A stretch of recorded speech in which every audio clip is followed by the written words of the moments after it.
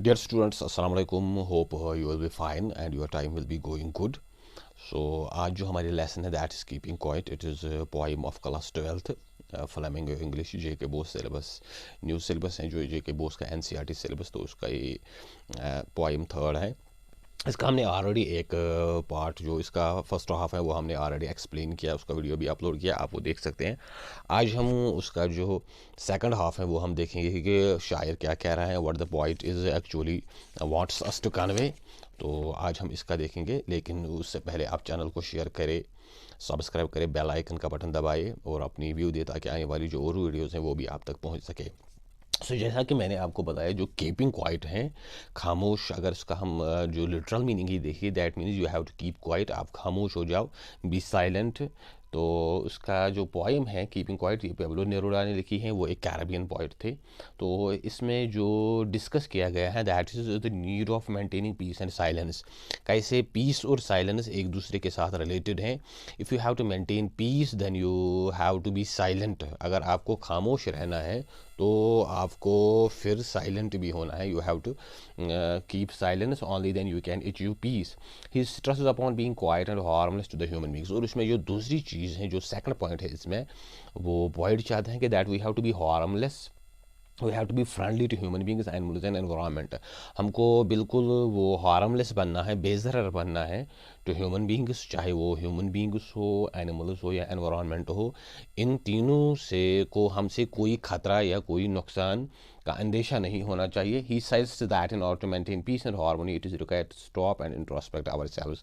और इसके लिए वो चाहता है that if we have to keep this peace and harmony, अगर हमको ये चीज़ चाहिए, अमन और सुकून चाहिए, शांति चाहिए, तो then we need to introspect, we need to understand our inner selves. हमको अपने आप को जांचना चाहिए, अपने आप को समझना चाहिए. Only then we can achieve this peace, तभी हम ये पीस हासिल कर सकते हैं. सो आज जो हम यहाँ से देखें कि पोइम क्या कह रही है.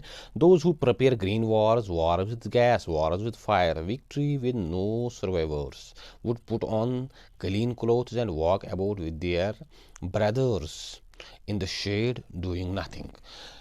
जो पॉइंट कह रहा है Pablo Neruda, what he says that who are preparing green wars. Green wars हम समझ सकते हैं कि those wars which can harm the nature, which can harm the forests, which can harm the greenery on अर्थ. वो जंग जिससे forests बर्बाद हो जाए, तबाह हो जाए, या जो नेचर है, कुदरत ने जो हमको बहुत सारी इनायतें दी हैं, वो ख़त्म हो जाए, या जो डिफॉरेस्टेशन का अभी ख़तरा बढ़ रहा है, या ड्यू टू दीज, अगर हम देखेंगे जो ये न्यूक्लियर जो वेपन का जो टेस्टिंग होती है, उससे बहुत ज़्यादा ये इस पे नेगेटिव इफ़ेक्ट्स पड़ते हैं. जो नेचर हैं, जो वेजिटेशन है, जो दूसरी रब ने हमें इनायतें की हैं, या जो समंदरों में जो न्यूक्लियर जो टेस्ट्स किए जाते हैं, या जो बायोलॉजिकल वेपन्स हैं. तो शायर कह रहे हैं कि green wars that can destroy this nature, that can destroy this greenery on earth. Wars with gas, वो जंग जिनमें गैस का इस्तेमाल किया जाए, that means chemical weapons. Just like we have heard last days that Russia have used this vacuum bomb in Ukraine. जैसे हमने पिछले दिनों सुना कि रशिया ने यूक्रेन में वो वैक्यूम बम इस्तेमाल किया. That is related to this very gas, wars with gas, तो जिससे लोग मर जाए. वार्स विद फायर, या वो जंग जिनमें बारूद का इस्तेमाल किया जाए, आग बरसाने वाले जो हथियार होते हैं, just like nowadays we are witnessing in these countries where this war is going on, just like Ukraine and this Syria, जहाँ पे ये बारूद इस्तेमाल किया जा रहा है, वेपन्स, मिसाइल्स और दूसरी चीज़ें जो आग बरसाती हैं. Victory with no survivors. शायर कह रहे हैं चाहे वो ग्रीन वार्स हो, वार्स विद गैस हो, या वार्स विद फायर, लेकिन उनमें फिर बचेगा कौन? Who is the survivor who can celebrate victory. उनमें तो फिर कोई सेलिब्रेट ही नहीं कर पाएगा जो बचेगा. जस्ट लाइक अगर अभी न्यूक्लियर वेपन इस्तेमाल किया जाए तो फिर कोई इंसानियत का ही खात्मा हो जाएगा. There will be no survivor, उसमें से कोई ज़िंदा नहीं बच पाएगा. तो विक्ट्री को कौन सेलिब्रेट करेगा? विक्ट्री किसके लिए होगी? Would put on clean clothes. The point gives us an alternative view, he gives us some advice. वो कह रहा है कि इसके बरक्स आपको instead of doing these wars you have to put on clean clothes. आपको साफ शफाफ कपड़े पहनने चाहिए. That clean clothes here symbolizes peace. जैसे अमन में लोग कपड़े पहनते हैं या कोई त्यौहार हो या कोई सेलिब्रेशन हो, that is symbolize, that is this substitute for peace and walk about with their brothers. और जो आपके भाई बंधु हैं, दैट मीन्स एनिमीज और दीज सोल्जर्स जिनके खिलाफ आप लड़ते हो, actually they are your brothers. तो आपको उनको एज ब्रदर्स एक्सेप्ट करना है, अपने भाई समझना है और उनके साथ चलना है। इन द शेड, जो पेड़ की छाँव होती है, दैट मीन्स पीस, अमन के साथ। Doing nothing, you have to do nothing, you have not to take weapons in your hands, you have not to use these nuclear weapons and other things. आपको कुछ नहीं करना है, आपको बस ये जंग का खात्मा करना है और अपने भाइयों के साथ, अपने जो आपके जो दुश्मन हैं, you have to be friends, you have to be brothers, आपको उनको अपना भाई समझना है, क्योंकि जब जंग खत्म हो जाएगी तो वो आपके दुश्मन नहीं रहेंगे, they will simply be your brothers. And you have to do nothing, आपको कुछ नहीं करना है, you have to keep silence, आपको खाली खामोश होना है, आपको जो वो हारमोनी और पीस वो चीज़ लानी है। What I want should not be confused with total inactivity. Writer कह रहा है कि इस चीज़ को आप, इस चीज़ में आप कंफ्यूज मत हो जाओ, that I am preaching the peace and you have to be totally inactive. कि जो मैं आपको ये पीस अमन का मतलब समझा रहा हूँ, कि इसका मतलब है कि आप पूरी वो बेहस हो जाए या बिल्कुल वो नाकारा हो जाए, कुछ न करे, बिल्कुल फजूल में बैठे। नहीं, it is not related with that very thing. Life is what it is about. ज़िंदगी जिस चीज़ के बारे में है, बिल्कुल उसी से, ज़िंदगी जैसे जा रही है उसको वैसे ही जाने दे।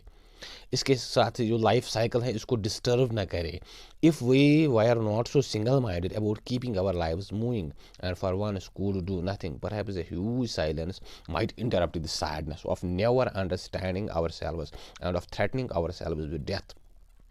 राइटर कह रहा है कि if we were not so single minded, अगर हम जैसे कि आज जो हमारा गोल होता है, जो हमारा मकसद होता है, अगर हम उसके मुतलिक सिंगल माइंडेड ना हो and about keeping our life moving, और हम अपनी ज़िंदगी में आगे बढ़ने की जो रोज़मर्रा कोशिश करते हैं, every day we are trying to be this moving ahead, progress ahead in our lives, तो एक बेटर वर्जन बनने की कोशिश करते हैं हर रोज़, या जो ये दुनियाई मालूमाता है, जो मटेरियलिस्टिक थिंग्स हैं, उसके पीछे भागते हैं। And for once could do nothing, writer कह रहा है कि जो आपका रोज़मर्रा काम है वो तो ठीक है, लेकिन कुछ देर के लिए आप कुछ ना करो, बिल्कुल शांत हो जाओ, बैठ जाओ।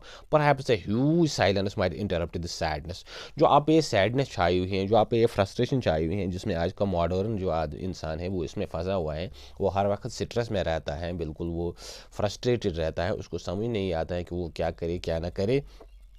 शायर कह रहे हैं कि आपको खामोश होना है, और आपकी खामोशी जो है इस सैडनेस को इंटरप्ट करेगी, इसको डिस्टर्ब करेगी, उसको वहाँ से दूर भगाएगी of never understanding ourselves. और जो ये सैडनेस है, जो ये फ्रस्ट्रेशन है, that is not making you to understand yourself, that become a hurdle in your self introspection. ये सैडनेस जो है, फ्रस्ट्रेशन जो है, ये आपको अपने साथ मिलने ही नहीं देती, आपको अपना जो आपका इनर सोल है उसको समझने नहीं देती, क्योंकि आपको टाइम ही नहीं है कि आप अपने आप को जांचो, आप अपने आप को इंट्रोस्पेक्ट करो। So for a short while you have to do nothing and be silent, only then you can understand your selves, आप अपनी ज़ात को समझोगे।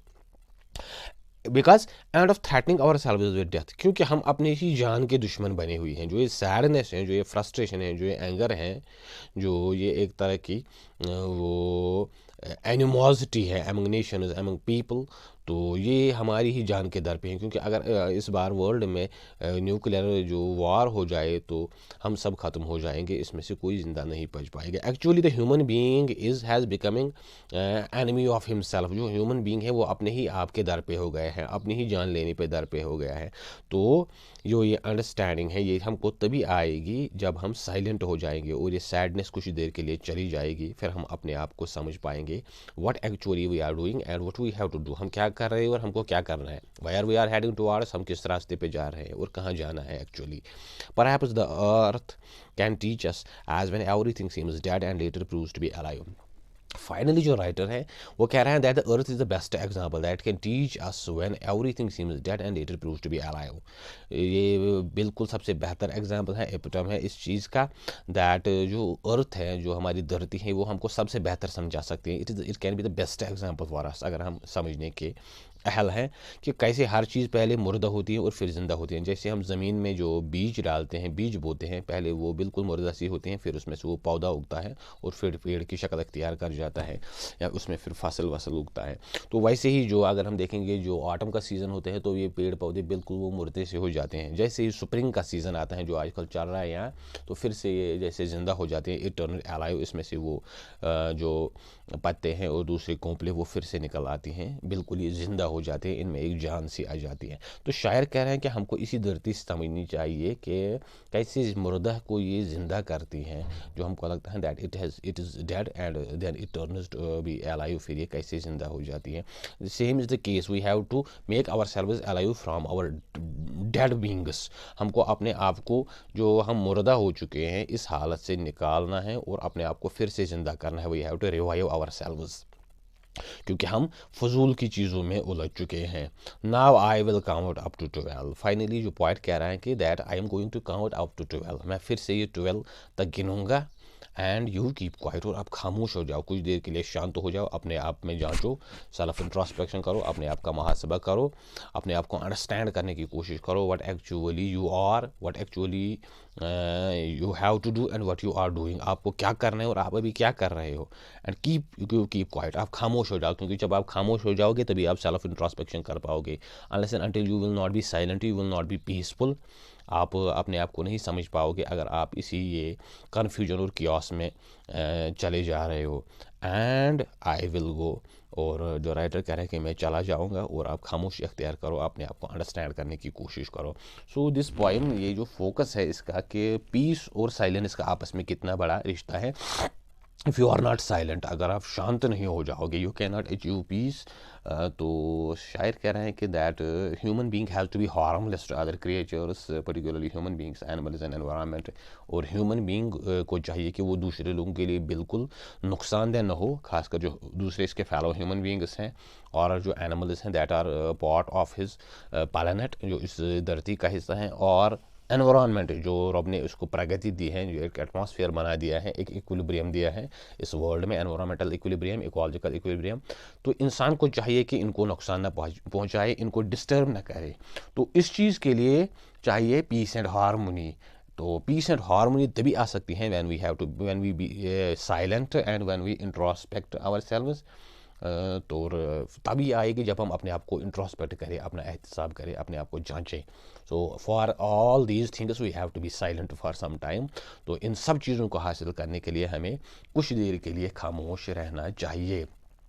So this was the poem Keeping Quiet by Pablo Neruda. Hope you have understood this explanation that I have put before you. आपको समझ आई होगी, मैंने कोशिश की कि आपको एक्सप्लेन करें। I will try to improve these videos in future. तो फ्यूचर में कोशिश करूँगा कि इसको फिर से इम्प्रूव कर सके। तो जो और क्वेश्चन आगे आने वाली वीडियोज़ में इंशाल्लाह इसके जो क्वेश्चन है वो भी साथ साथ हम एक्सप्लेन करते जाएंगे। तो चैनल को शेयर करें, सब्सक्राइब करें, व्यू दे, और जो आने वाले वीडियोज़ हैं वो भी आप तक पहुंच सके। Thank you.